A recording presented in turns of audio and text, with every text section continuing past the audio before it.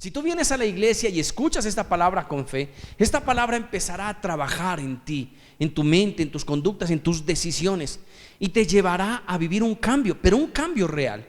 No ese cambio religioso que todos queremos de alguna manera aparentar, porque sabe que la religión, si algo hace, es aparentar. Aparentan vidas santas, aparentan vidas buenas, pero detrás de eso dice la palabra de Dios que son como sepulcros blanqueados. Hay podredumbre. Si nosotros queremos desarrollar una vida en verdad bendecida, así como Dios quiere que nosotros tengamos, debemos venir a la iglesia y escuchar atentamente la palabra de Dios. Y no solamente escucharla atentamente, sino que tenemos que escucharla y creer lo que dice ahí, creer lo que está escrito, tener fe. Y eso te va a ayudar a ti a cambiar tu vida y, por supuesto, como le dije hace un momento, cambiará la vida de todos aquellos que tú crees que son imposibles de cambiar. Solo el poder de Dios, solo el poder de su palabra es capaz de transformar pensamientos, ideologías, actitudes, comportamientos, decisiones, situaciones. Recuerde que un día Dios decidió hacer el mundo. ¿Y sabe cómo Dios trabajó?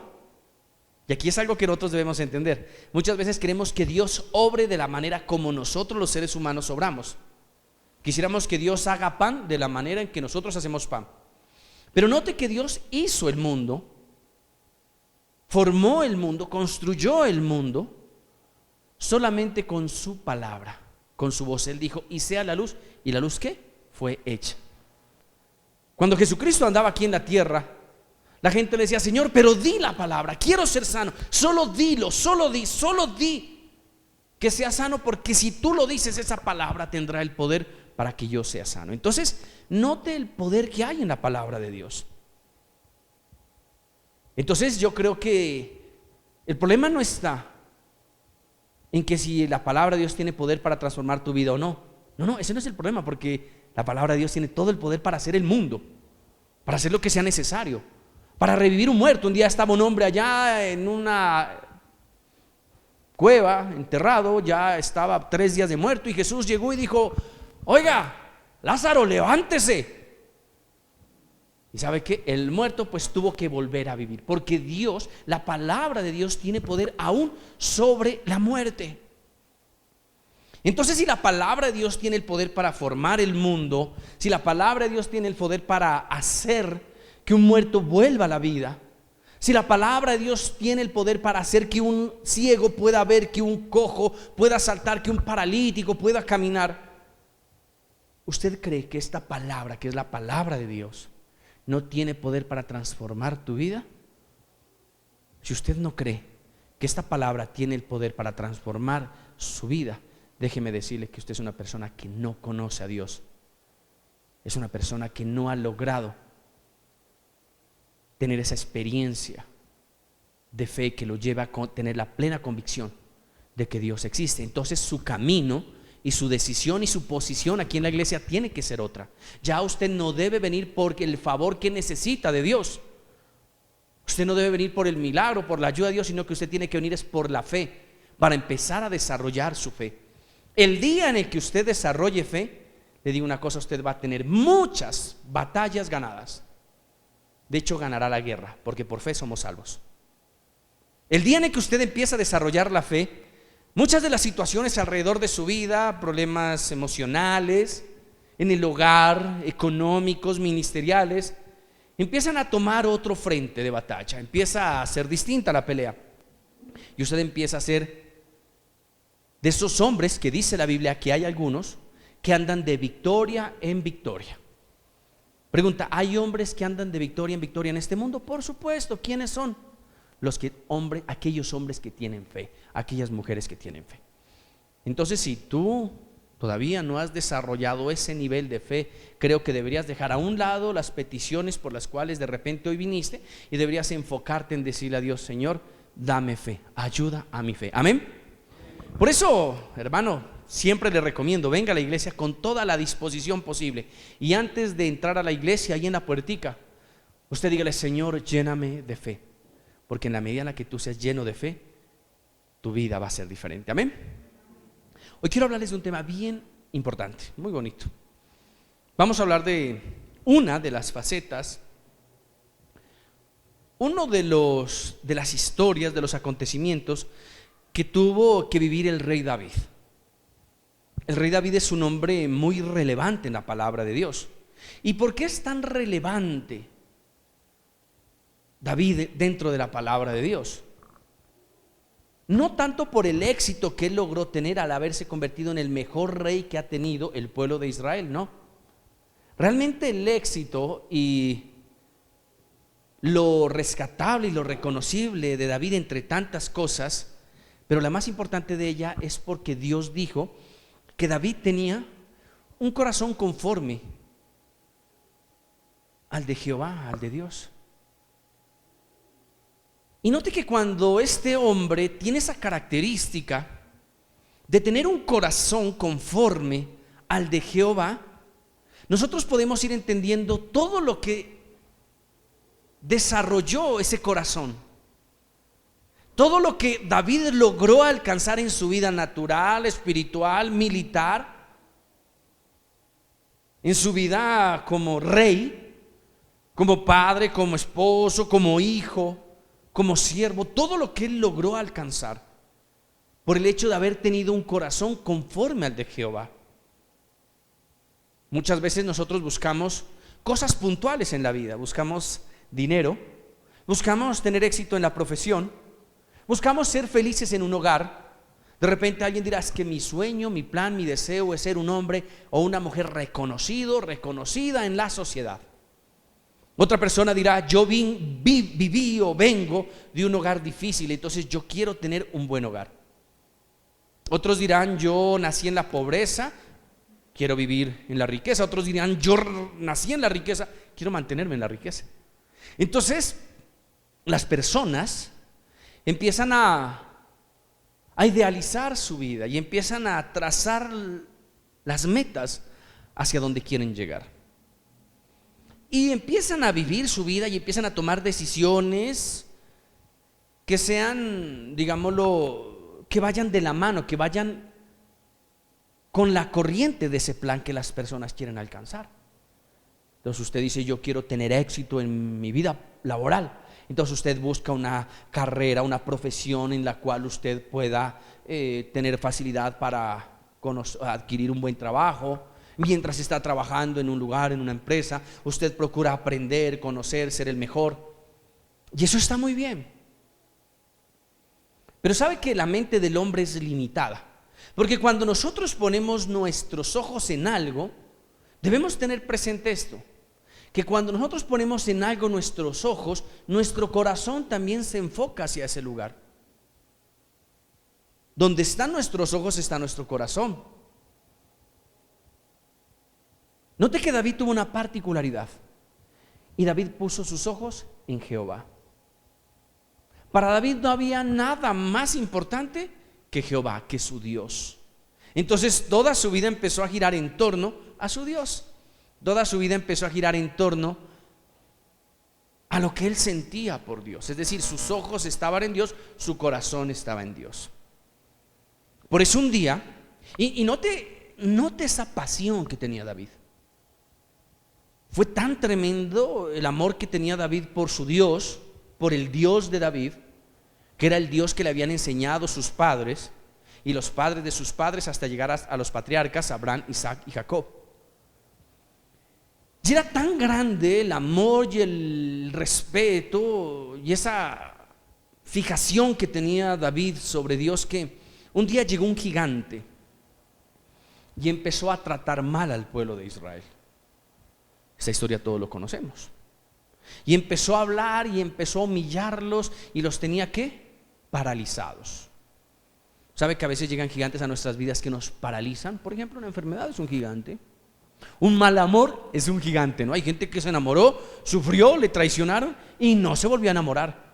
O si vuelve a tener pareja, no vuelve a entregar su corazón. Nos deja paralizados con miedo.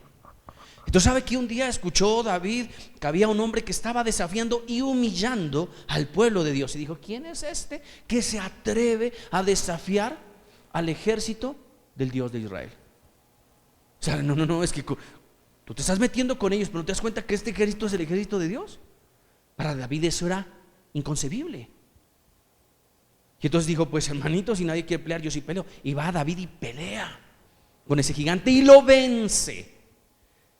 Pongan atención a esto, por favor. Resulta que cuando nosotros ponemos nuestros ojos con Dios, cuando nosotros ponemos nuestros ojos, nuestra mirada en el Señor, en su palabra, en sus actos, en su ministerio, nos volvemos vencedores. Dios te permite ser un vencedor. Y vaya que eso sí que es bueno. Porque qué feo que es la derrota. No sé si alguna vez usted ha sido derrotado. Yo sí, muchas veces. Muchas veces he tenido que saborear la pérdida, la derrota, el fracaso. Pero qué sabroso que se siente cuando usted sale vencedor. Y entonces Dios nos da una promesa, y es que dice, mira, si tú estás conmigo, yo estoy contigo. Si yo estoy contigo, ¿quién contra ti? Entonces David entendió eso. David entendió que si él estaba con Dios, que sus ojos, su pasión, su deseo, todo lo que era David, su esencia, su poder, todo lo que él era como hombre, como hijo, como pastor, estaba enfocada en Dios, en el Dios de Israel. Dios estaría con él. Y note que cuando Dios promete estar con David, lo lleva a Dios a David a ser un hombre que logró satisfacer toda necesidad. Logró ser vencedor, logró vencer. Yo pienso lo siguiente: si muchas personas empezaran a caminar su vida y a pelear sus batallas, porque usted cada día que se levanta es una batalla que tiene que dar. No, pastor, yo no me diga que no. A veces la batalla se envuelve dentro del entorno familiar. El esposo, la esposa. Qué batalla que es. De repente con los hijos, ¿no? Se levanta la mamá y la primera batalla es despertar al hijo. Levántese que tiene clases. O de repente la batalla es levantarse y saber que tiene que ir y enfrentar una situación difícil para poder conseguir el recurso que le va a permitir a usted tener para alimentarse, para pagar su arrendamiento. O de repente su batalla es esa, es justamente pelear y trabajar. ¿Para qué? Para dejar de pagar arrendamiento y poder heredar, como dice la palabra de Dios, tierra. Que usted pueda heredar tierra, que usted sea poseedor de un trozo de tierra, de un pedazo. Así sea en un edificio compartido ese pedacito. Pero usted quiere tener algo. Y así se entornan las batallas. A veces nos levantamos con batallas de soportar la traición. Hay gente que se duerme y diría, yo no quiero despertar, quiero dormirme y no volverme a despertar, porque hay tanto dolor alrededor de mi vida, hay tanta traición, hay tanta necesidad, tanta dificultad, que no quisiera despertarme. Y así muchísimas cosas más. Entonces aquí la reflexión sería, oiga, ¿qué tal si usted pone sus ojos en Dios? Y poner sus ojos en Dios es poner su corazón en el Señor, y usted vaya a pelear con Dios al lado suyo. Vaya y enfrente ese problema con el Señor al lado suyo. Vaya y enfréntese y vaya a la consulta médica, allá donde el oncólogo, y dígale, doctor, me vengo a sentar aquí, ¿qué tiene que decir? Acá conmigo viene el médico de médicos. ¿Cómo sería su vida de distinta si usted peleara con Dios al lado suyo? Pero hay un fenómeno que me llama mucho la atención dentro de la conducta del hombre, del ser humano. Y es que a pesar de que se le dice al hombre, tu vida está segura en las manos de Dios, la gente se rehúsa a entregar su corazón a Dios. Se le dice, mire, usted tiene una necesidad y Dios puede solventar tu necesidad. Dios puede ayudarte, Dios puede sanarte, Dios puede pelear contigo, puede caminar contigo. Y la gente dice, sí, eso es lo que yo quiero, eso es lo que yo necesito, pero al otro día se olvidan del Señor. Y yo necesito la bendición de Dios en el momento, pero más tarde no quieres orar, más tarde no quieres leer la Biblia, se te dificulta venir a la iglesia. Vienen cuando se acuerdan, cuando les obligan o cuando les toca. La pregunta es, ¿tu corazón, tus ojos están puestos en Dios o en dónde están? Recuerda, donde están puestos tus ojos está tu corazón. A muchos les diría, No nade más en contra de la corriente. No se resista más. A algunos les he dicho, ¿sabe qué? Pruebe, haga la prueba de lo que es caminar su vida de la mano de Dios, de lo que es dedicar su vida, sus preocupaciones, su diario vivir, dedicárselo al Señor y dejar que Dios se encargue de llevar su economía, sus hijos, su corazón, su relación, sus emociones, su pensamiento.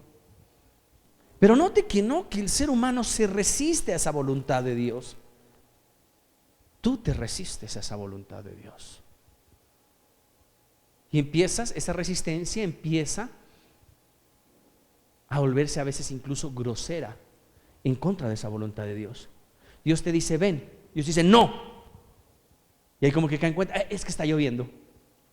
Venga a la iglesia. No, es que tengo una reunión. Y sin darnos cuenta estamos peleando en contra de Dios. Y Dios quiere bendecirle, Dios quiere ayudarle, Dios quiere darle su amor, lo que Él quiere darle, esa vida abundante que promete su palabra.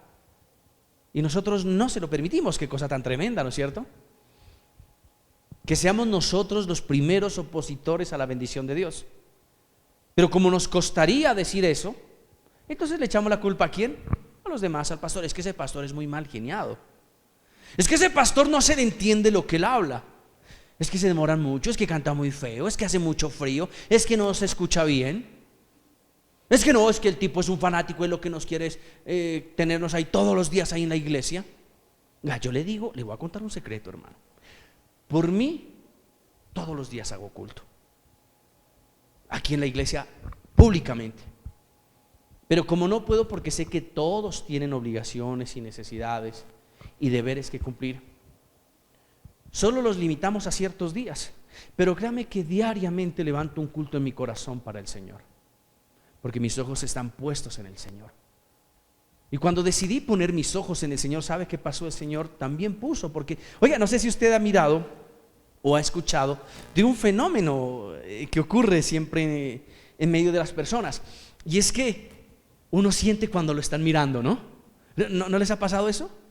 Y entonces usted como que está así tranquilo viendo la película, mirando la predica, y usted siente como que lo están llamando, y voltea a ver, la otra persona ya no lo está viendo. Así me toca a veces, ¿no? Acá, por ejemplo, sabemos estar y necesito cualquier cosa y estoy yo cantando, estoy alabando y de repente necesito que le suban el volumen o que le bajen, porque cualquier situación. Entonces yo lo que hago es mirar fijamente al que está al lado mío, para que me vea, para que, mírame.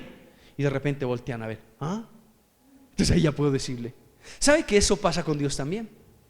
Cuando tú pones tus ojos en el Señor, cuando tú pones tus ojos en las cosas de Dios, pues ¿sabes qué? Pues sencillo, Dios no se va a poder resistir a esa mirada tuya.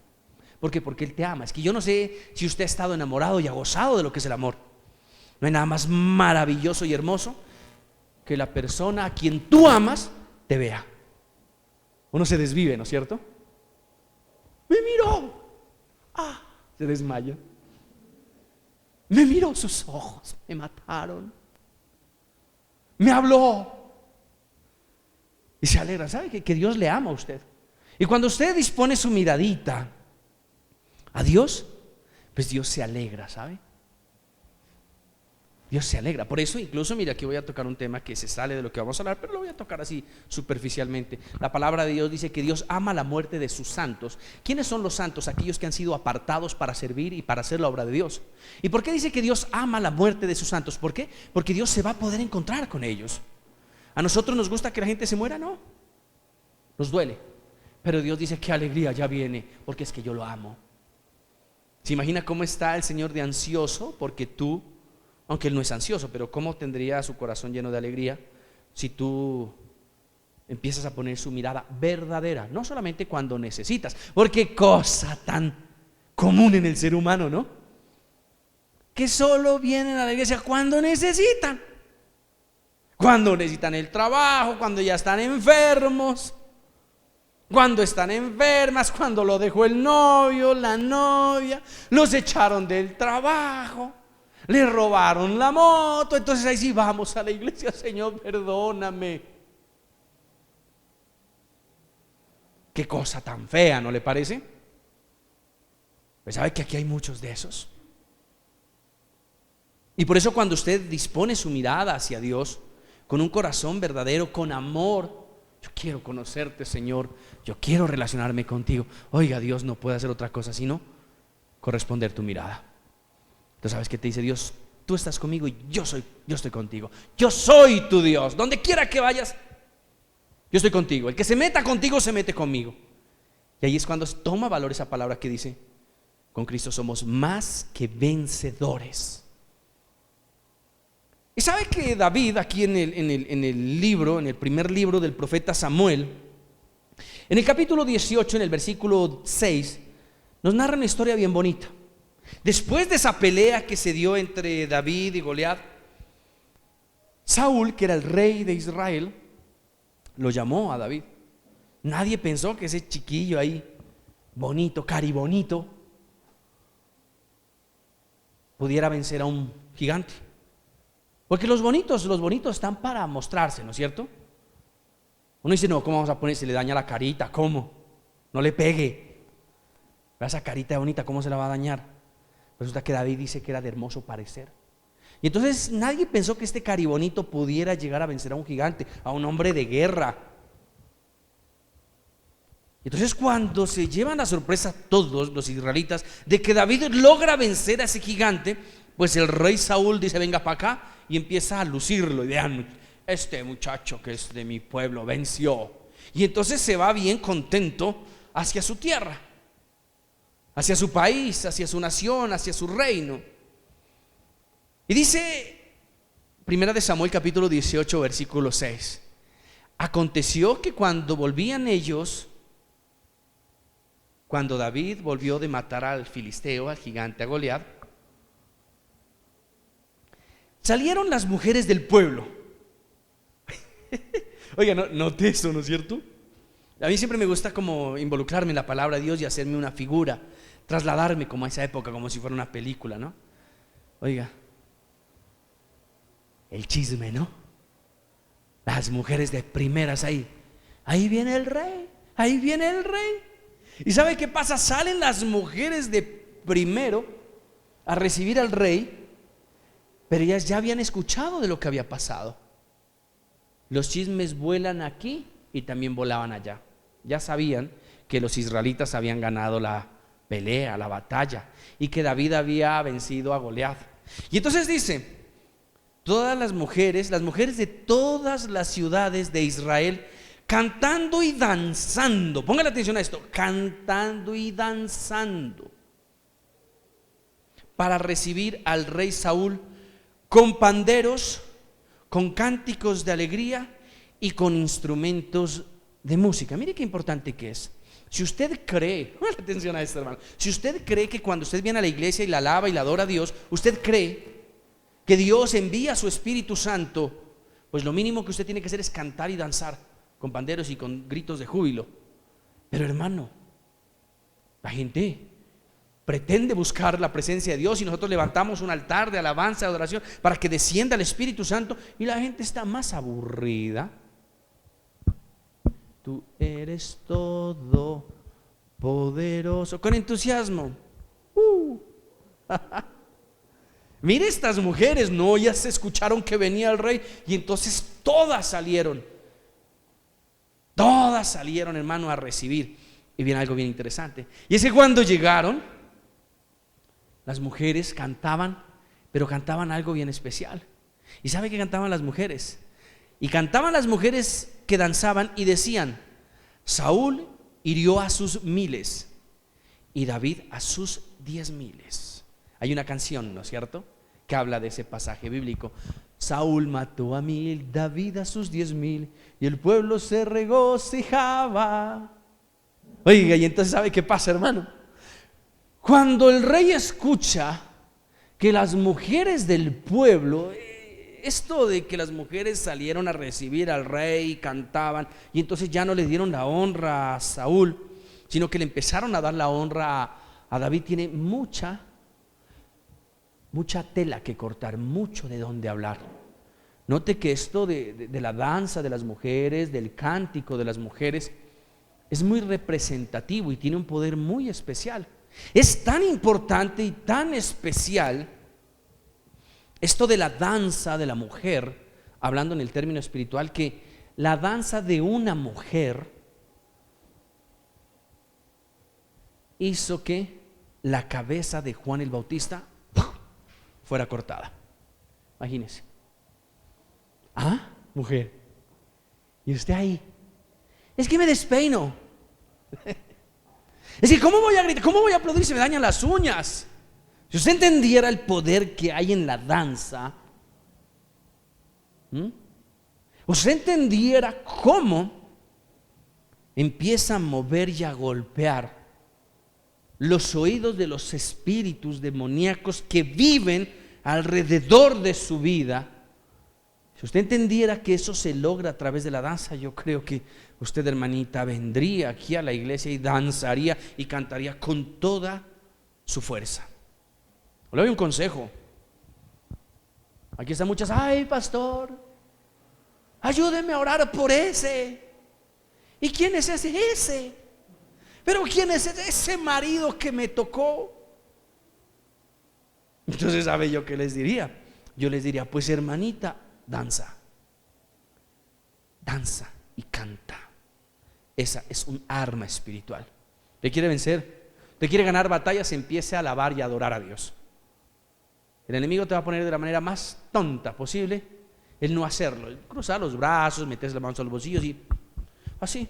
Pero note que no, que acá con gritos, con voces de júbilo danzaban y decían, Saúl mató a 1000, pero David a 10,000. Y entonces cuando pasa esto, oye hermano, aquí la Biblia es bien bonita y es bien sabia y bien interesante porque empieza a develar dos historias. Pongan atención a esto. Dice, cuando ellas cantaban, Saúl el rey escuchó eso.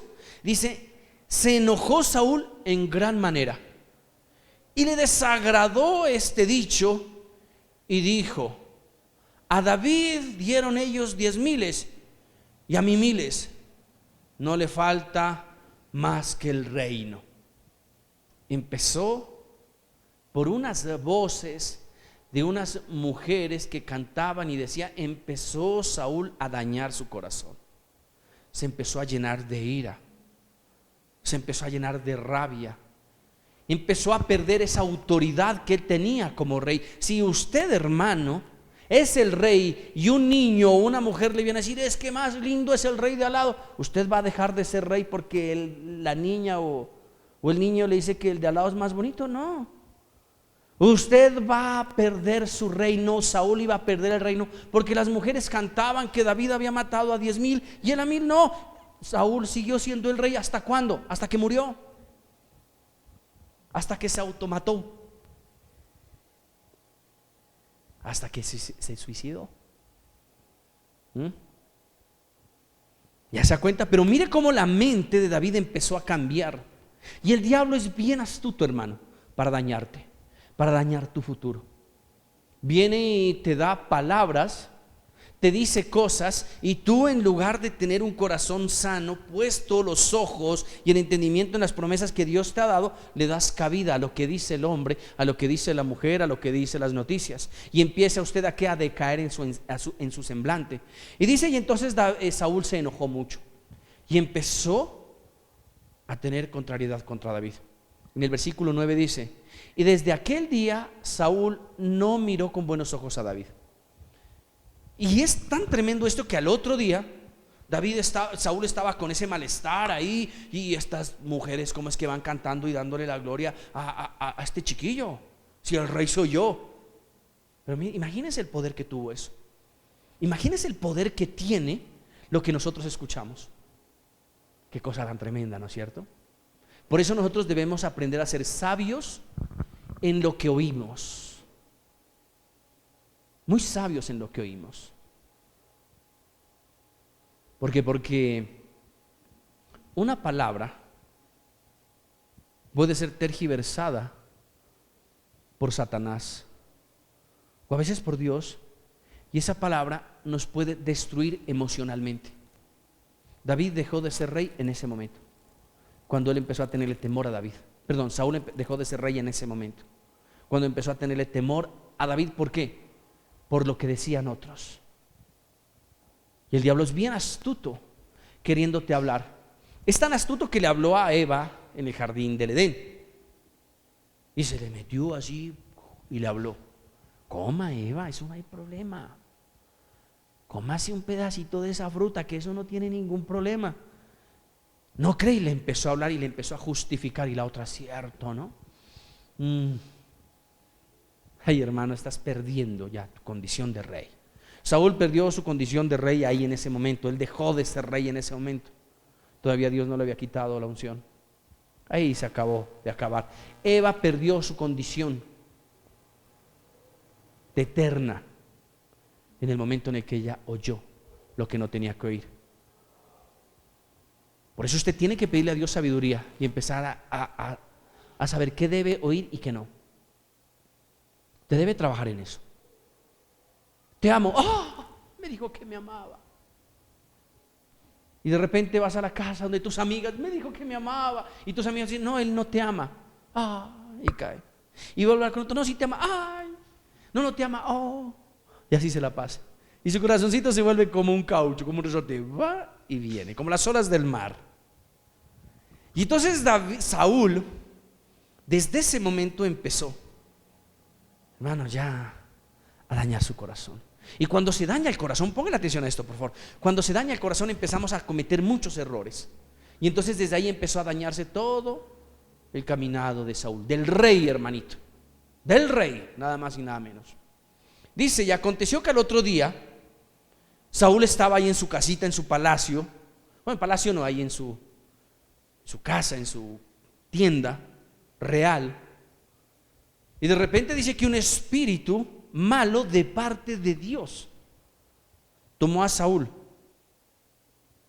Y él, desvariando en medio de la casa, dice: y aconteció al otro día que un espíritu malo de parte de Dios tomó a Saúl, y él desvariando en medio de la casa. David tocaba con su mano el arpa, porque sabe que esa condición de la alabanza trae refrigerio espiritual. Usted se siente cansado, se siente rabioso, rabiosa, está de mal genio, porque se le comieron el último pan del desayuno. Porque a veces por eso nos enojamos. Está bravo por cualquier cosa. Yo le doy un consejo, hermano: empieza a escuchar usted alabanzas a Dios, y eso empieza a darle a usted paz.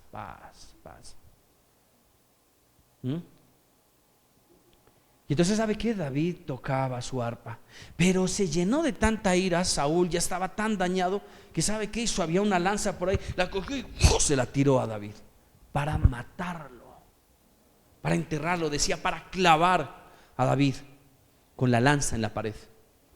Y entonces dice que por un pelito así, David se quitó y pasó su lanza y no lo mató. Y así fue 2 veces. 2 veces intentó matar el rey Saúl a David. ¿Por qué?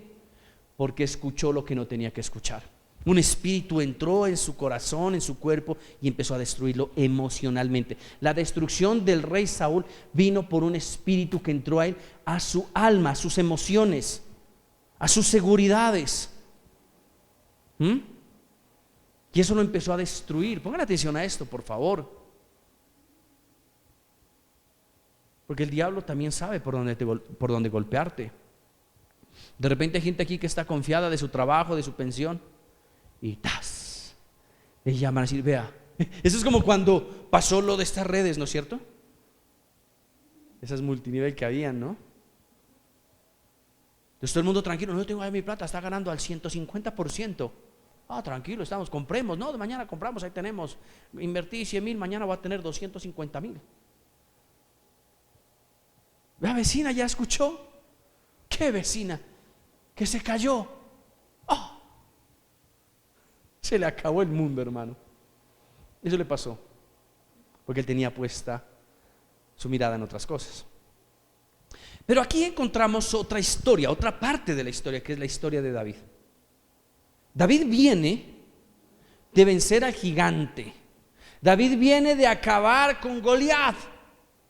Y de repente el rey lo exhibe y dicen: vean, este es el que ganó, este es el hombre más valiente del pueblo de Israel. Y de repente pasa una situación, hasta David se ha sentido incómodo, ¿no es cierto? ¿Cómo van a decir que yo maté a 10,000 y el rey a 1,000? No más, ¿cómo? No digan eso, muchachas.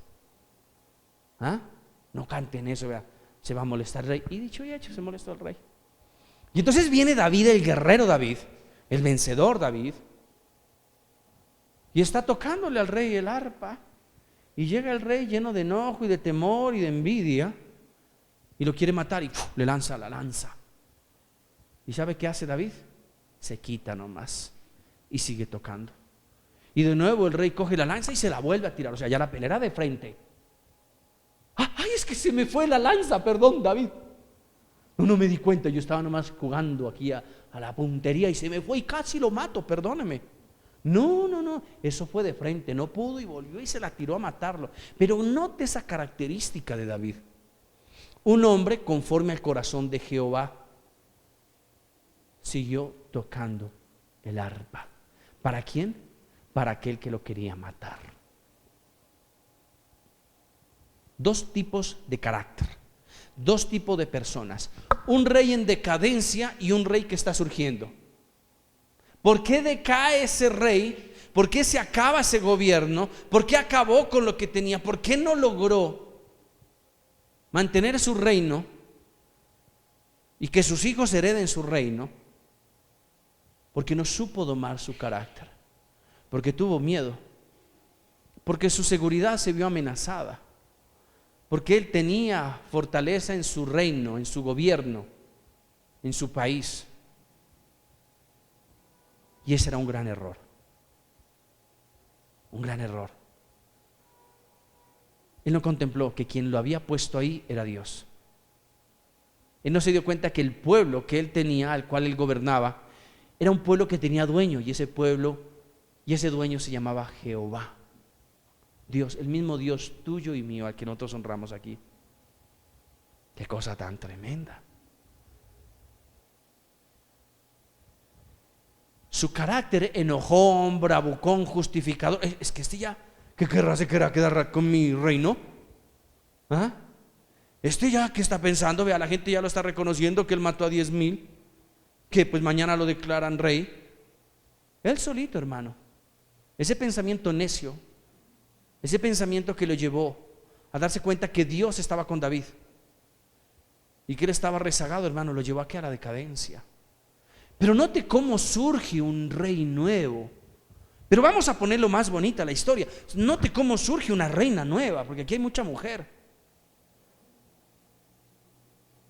Como una mujer insignificante que la tenían lavando la ropa, cocinando allá para las gallinas, puede terminar o puede empezar a ser levantada como una reina. Esa es la historia de David al inverso. Porque muchos dirán, porque unos escucharán la voz, pero es que está hablando es de David, no de ti. Entonces no, estoy hablando de ti. El Señor te está hablando a ti en esta noche. Y si tú crees con fe, eso que te estoy diciendo se cumplirá, será real en tu vida.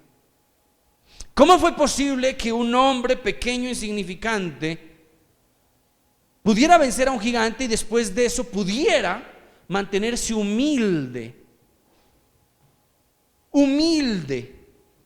ante un ataque de frente y una defensa legítima? Si David sacaba la espada o la lanza y lo clavaba al rey Saúl, la pregunta es, ¿lo hubieran condenado? De ninguna manera, porque era legítima defensa.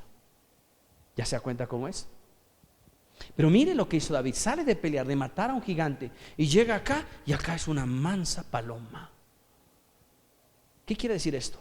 Que nosotros somos muy veraces para pelear, peleamos muy bonito en la casa. Pues aquí se hace lo que yo mande, dice el papá, ¿no? O la mamá, porque es que ahora las mamás son más fregadas que los papás. Bueno, yo no sé si ahora, yo creo que siempre, ¿no es cierto? Las mamás como que son a otro nivel. Oye, y entonces somos muy buenos para pelear en lo que no debemos. Somos muy buenos y muy fuertes y muy machitos y muy guerreros para pelear donde no debemos pelear, y donde debemos pelear no peleamos. Cuando tenemos que decirle no a la tentación, no al pecado, no a ese carácter, no a esa actitud, no a ese comportamiento, no a esa decisión que claramente es la que te quiere destruir, tú eres permisivo. Ay, no, no, no, no. Y le sigues tocando el arpa. Y le sigues poniendo las canciones del hermano Ozuna. Y todo el mundo feliz. Y todos contentos. Porque no peleas contra tu enemigo. Pero hermanito, en la iglesia usted es otro. Y si viene a la iglesia y falla y recibe una disciplina, es que ese pastor, ¿qué se estará creyendo? Así son. Con razón se fue el otro hermano. Esa iglesia ya no va para ningún lado. Y se vuelve usted experto en pelear en contra de su rey, en contra de Dios. Y se vuelve muy condescendiente a favor de ese Goliat que lo quiere destruir. Esto es sencillo, hermanito. Usted decide hacia dónde quiere ir. Usted decide si lo que Dios le ha dado, esa excelencia, esa bendición que Dios le ha entregado a usted, usted quiere que se vaya en decadencia y que usted acabe como acabó este rey. Ahora, ponga la atención, él era rey. Discúlpenme su educación y su señoría si aquí hay algún rey o alguna reina de la familia real, ¿no es cierto? Me disculpan, pues, no, si hay, pero pues no veo a ninguno con corona. Entonces ponga la atención, hermanito. Este era rey. Y aún a este rey, su reino se le acabó. ¿Sabe por qué? Su corazoncito no había sido trabajado. Muy bravito, muy preocupado por sí mismo. De esos que no soportan nada. ¿Cómo me va a quitar mi reino? De esos. Así como hay muchos. Usted no, claro, aquí no, aquí en la iglesia del Betel no hay nadie así. Ese es en el resto del mundo, aquí no. Mire cómo a este rey se le acabó el reino. Yo digo una cosa, mire hermanito, corrija lo que usted está haciendo porque pronto también se le acaba su reino. También su reino puede quedar en veremos, destrucción. ¿Por culpa de quién? Y usted no puede decir, ay, es que el Señor no me ama. Ahora sí ya no creo en Dios. No, es usted el que en lugar de coger y someter su corazón a ese carácter, a esos temores, a esas decisiones equívocas que te llevan, que llegas a tener por decisión de no poner tu mirada en Jesucristo, te puede conducir a la destrucción. Hay una de las cosas, hermano, que usted va a aprender cuando viene aquí a la iglesia, y una de las cosas en las que Dios quiere enfatizar dentro de su vida. Pongan atención a esto, por favor, para que usted entienda a qué viene a la iglesia. Una de las cosas en las que Dios quiere empezar a trabajar en tu vida es en tu orgullo, es en tu vanidad. Digo, es tremendo, ahora veo a todos con tapabocas. Nadie puede decir nada. Antes, cuando estábamos sin pandemia, sin virus, también las bocas cerradas. Y llega el Señor y le pega tremenda disciplinada, tremenda exhortación a través de la palabra. Y usted callado, claro, haciendo mala cara, desaprobando lo que el pastor dice. Pero no puede decir nada.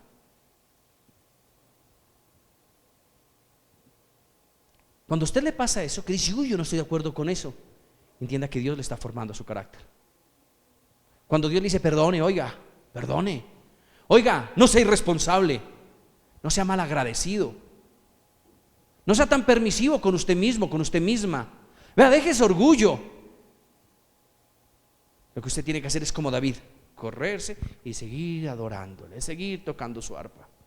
Pero no, usted sale diciendo, yo no estoy de acuerdo con el pastor, no estoy de acuerdo con lo que él dice, es que a mí no me parece que debe ser así, es que ese pastor que colmo, ¿cómo va a poner tantos cultos? Es que está creyendo, es que muy temprano lo pueden robar a uno, y que frío, y que por la noche que oscuro.